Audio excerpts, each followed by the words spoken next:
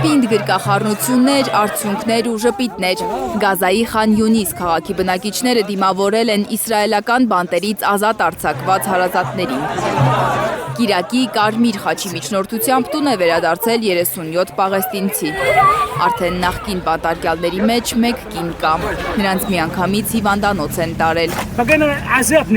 Սոսկալի տառապանքներ ենք կրել բանտում։ Պետք է ամեն ինչ անել բոլոր բանտարկյալներին օր առաջ ազատ արձակելու համար։ Նույնիսկ մեկ մարդու չի կարելի թողնել այնտեղ։ Հիմա արդեն դրախտում եմ ես, անկախ Գազայի ծանր վիճակից։ Մենք մեր հողի վրա ենք, մեր եղած-չեղածն այստեղ է, մեր ամբողջ կյանքն է այստեղ։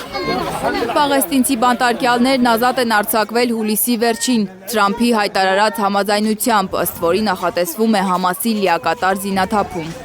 Խոսքը ԱՄՆ-ի գլխավորությամբ ստեղծված խաղաղության խորհրդի 15 կետանոց ծրագրի մասին է, որը նախատեսում է նաև Գազայի հատվածից իսրայելական զորքերի դուրսբերում։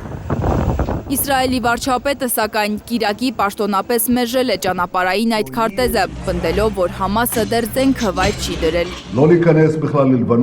Իսրայելի պաշտպանության բանակը դուրս չի բերի իր զորքերը, մինչև Համասը լրիվ չզինաթափվի։ Երբ ես ասում եմ զինաթափում, նկատի ունեմ ծանր զենքերը, թեթև զենքերը, բոլոր տեսակի զենքերը։ Եվ մինչ վերևներում քաղաքական հաշիվներ են պարզում, Գազայի անօթևան բնակիչների տառապանքները շարունակվում են վրանային ավաններում։ Ծովափին գտնվող այս ճամբարում մարդիկ ամռան տապին խմելու ջրի կարոտ են։ Չխեղդվելու համար բրեզենտե վրանների վրա ջուր են շաղ տալիս, որ մի փոքր հով լինի ներսում։ Ստիպված ենք փակել վրանները անցորդների աչքից հեռու մնալու համար, բայց ներսում խեղդվում ենք։ Հիջաբս էլ չեմ կարող հանել, քանի որ ամեն պահի հնարավոր է ռմբակոծություն լինի ու պետք լինի փախչել։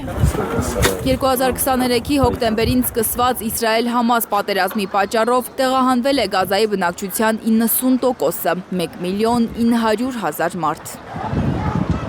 Լանա Համբարձումյան, Արմեն Ապրեսյան, Հայլուր։